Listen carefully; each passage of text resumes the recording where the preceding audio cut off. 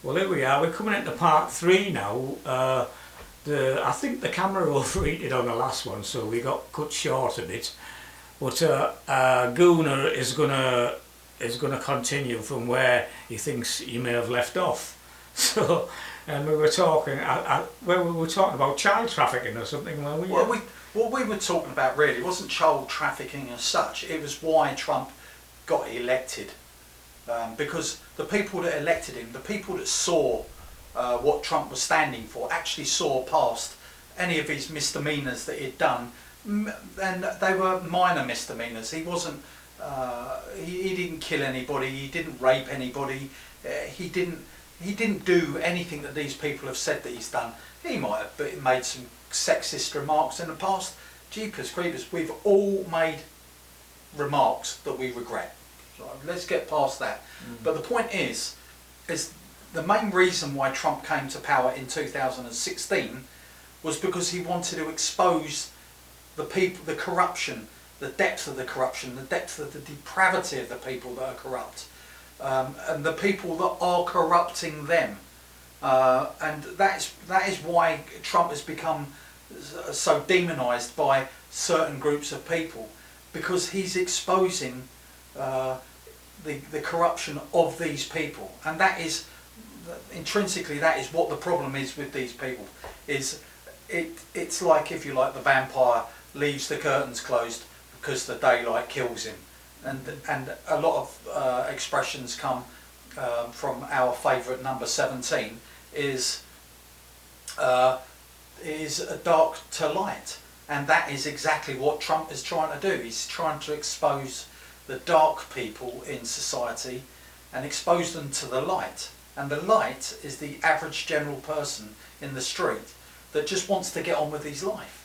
I mean, none of us want to be where we are now, but we would like for somebody to stick up for us. That's what Trump's trying to do. He's trying to stick up for the ordinary people. You might say, oh, but he's a racist. When have you ever heard anything racist come out of Donald Trump's mouth? These people that say that Trump locked up children on the border, he didn't lock children up. The cages that the children were so-called locked up were built by Barack Obama. The photographs showing those children in cages, and they're not like cages as such. They're fenced areas. They're not cages like you would, you'd put a tiger or a lion. They're cage material, but they're open space. And that was Obama that did that, but of course, if you've got the media helping you all the way along, right, you can put the narrative out there that it was Trump, because all you've got to do is repeat the lie. That's all you've got to do, because there's nobody there to deny the lie. So you said it was Barack Obama who had the kids in the Yes. in the pens? Or Yes, cages, it was. It was Obama. It was 2014-15, I think it was. Yeah. That's what I said. I think I said it a little bit earlier. It was the fact that a little knowledge goes makes somebody dangerous. So a lot of this stuff that I'm actually saying is it is verifiable. And you could say, oh, prove it. No, that's the obvious person. That's the typical lefty that says prove it, because they expect you to walk around with video evidence, cameras, books, films, pictures and all of that, and go, well, every time we say something, instead of us proving it, which we can, invariably we can, but we could spend all day long trying to prove it, but if you're not prepared to be open-minded enough to even look for yourself or think maybe that I'm wrong here, right, then all you're going to carry on doing is go prove it, prove it, prove it. And what does that actually do? It defeats the object of conversation. It defeats the object of trying to get to the bottom of things and try to explain. Like I don't know. You love your children is a good example. You love your children, but you know they've got faults, right? So you overlook those faults because you love your children. Donald Trump is exactly that. He's got faults. We've got faults, but the old adage is, he who's without sin cast the first stone. None of us are faultless enough to be able to say that, Donald Trump is evil. He's not evil, right? He's not faultless. But his faults, he's maybe one of Donald Trump's biggest faults, is the fact he's trying to do good things for most of us. And he's trying. So you reckon he's got 70% of this vote? Oh, he's got more than 70%. In my opinion, I think he's got more than 70%. Who's going to vote for? Who's going to vote for that person? Who's literally going to vote? That's what I'm wondering, you know, because I can see that party is not for freedom. That's for sure. The Democratic Party. Did Biden say, "Oh, we're in for a dark winter"? Didn't he say that? It's going to be a dark. It's going to be a dark winter. That was that particular saying that he said there was theoretically, to a lot of people, that was I don't want to use the word clarion call, but it was like a call to whoever it is that's doing these sort of things, that participating in this depravity that's happening at the moment. That was him saying it's going to be a dark winter. So it's like saying get ready, because if we lose this, we need Antifa back out on the streets rioting, and we'll get the cameras ready to roll and saying this is because Trump has stolen the election. And people are angry. They're not angry because the decent people, which are the vast majority of people, are sitting at home trying to figure out how they're going to put food on their table. And that is the majority of the people. Even the majority of the decent Democrats are the same. I remember I seen that somewhere and I thought it was a play on, he was actually saying... It's a clarion call. If you're talking about... No, man, about Biden saying it was a dark winter. Yeah, he also... Well, wasn't he saying that because he's going to make it a dark winter? No, he's with the lockdowns and everything. Well, there's ways and means of thinking about it, but Biden knew this was all about, because the Democrats hired, before the election, hired thousands upon thousands of solicitors and lawyers, right? They hired those. Now, if there isn't a hidden agenda by hiring thousands of solicitors and lawyers and getting their teams ready, then why are they hiring thousands of solicitors and lawyers? Because they're obviously expecting challenges to be made for what people are now calling voter fraud. And the reason, what people don't realise, I'm not entirely sure how many eligible voters there are in America. I believe there's about 337 million people in America. Obviously you've got to take out the people that are not eligible to vote, especially the under 18s, or I know under 18 in this country. I'm not 100% sure if it's the same in America. But for the eligible voters, the people that actually signed on, registered to vote, and there is in one particular state 3.5 times more votes came in than were actual people registered to vote in one particular state, Pennsylvania or not Pennsylvania, I think it's Michigan or somewhere like that. Yeah, I think I remember seeing something. 3.5 times more votes. Well, hang on a minute, let's just work this one out. Yeah. So we're not saying that there weren't 3.5 times, then we're not saying that there was 3.5 times more people in the state voted that were actually in the state. We're saying that there was 3.5 times more people eligible to vote than were actually eligible to vote. So in other words, if 100 people had signed on to vote, there was 350 people voted. Yeah. But that's not to say that there wasn't 350 people in the state. It's to say that there was 350 people, of which, if you like, 3.5 times, or whatever it is. Well, some might have voted 3 times. Well, or postal votes as well. Yeah, but there's people that weren't elected or weren't eligible to vote, and yet voted. So in other words, people that didn't sign on to vote, their names were in the list, and they got drawn off, and they said, well, I didn't register to vote, so how did I vote? And there's thousands upon thousands upon thousands of people like that. Wasn't there a lot of ballots that weren't even signed, because you're supposed to sign them out? Well, there's two things. There was ballots that weren't signed and envelopes that were cast aside, because the envelopes and I believe the postal votes had to have 2 signatures, one on the envelope and one on the inside. Yeah. So you know, theoretically. Well, actually, that Trump's lawyer, I forget his name, Giuliani, whatever you call it. Yeah, Rudy Giuliani. Yeah, who was thing, ex-mayor of New York, by the way. I think it was on Fox News Now or something. I shared it last night. when he was talking, he mentioned all about that actually. Well, but what they did was they threw away the envelopes. There's been a lot of, and that is illegal to do that, to destroy the envelopes, because it's destroying the evidence. It means that they can't be recounted. So theoretically, what they need to be done is they need to be discarded. And most of those votes came in for Biden. So it's obvious what happened is they knew that those envelopes and the signatures on the envelopes and the signatures on the ballots weren't going to match, so they threw away the envelopes to muddy the waters. And they said, oh, somebody signed this and they must be allowed to be counted. No. Why would you do that? If you wanted a free and fair election, which they said that they had, why are you objecting to recounts and audits of votes? Why are you objecting if you think that you won? The reason why you're objecting is because you know you haven't. You know, and you can't say, oh yeah, but he's won, it was on. There's a thing in America where the people have actually said, a lot of people have said that it's called election day. It is anywhere that I know, it's election day. You can't have votes coming in after the polls close for obvious reasons. And the reason being is because if you've got votes coming in after the election is closed, the election day, the votes are cast and they're counted on that day.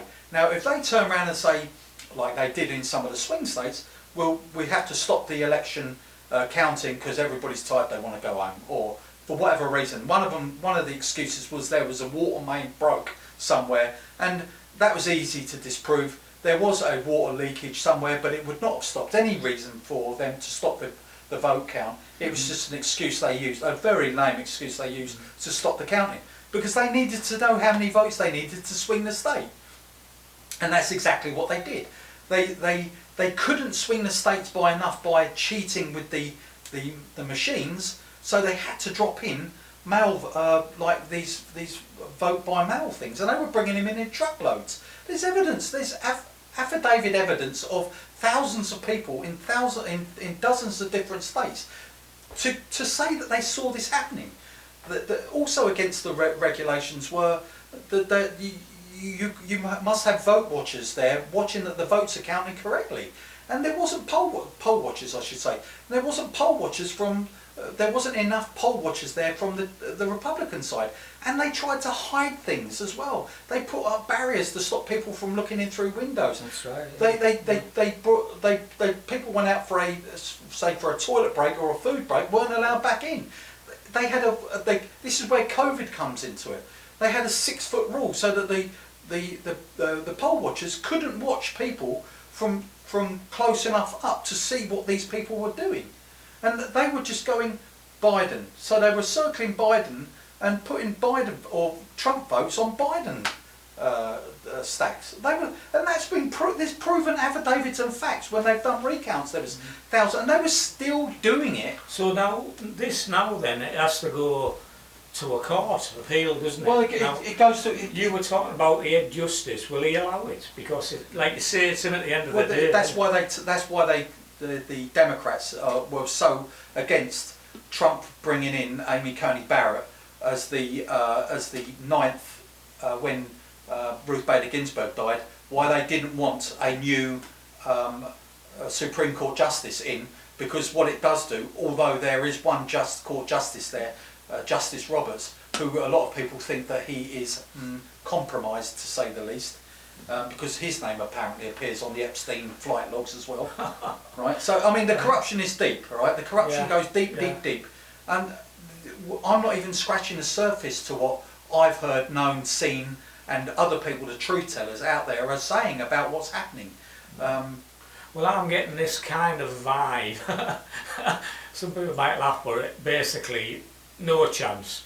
But you reckon he's got a big chance, and it's got to go to court, hasn't it? Well, it goes to the Supreme Court. Eventually, so will it be allowed into the Supreme Court then? Yes, of course it has to go to the Supreme Court, because they'll keep appealing it, and it'll eventually go to the Supreme Court. That's why the Democrats didn't want Amy Coney Barrett there. It was purely and simply not because she's not qualified enough. She's totally qualified to be a Supreme Court justice, but because it then, even with a what's the right word? Do these judges have political affiliations? Yeah, they do. They do. Is she a Republican? No, she's not a Republican. They're not allowed to be or openly Republican or Democrat. Yeah. She's a constitutionalist.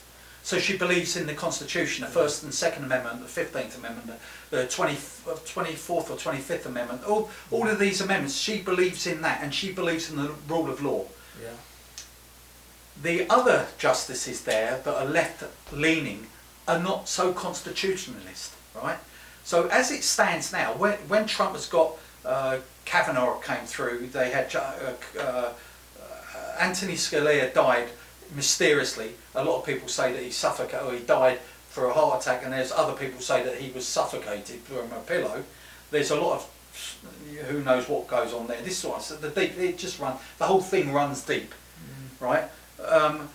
He's brought in 3 justices, which is very unusual because, by the way, an elected justice like that is a justice for life. So they stay there until they literally either retire or die. But they're not given a retirement date of the 21st of December 2026 because you turn 60 or 65.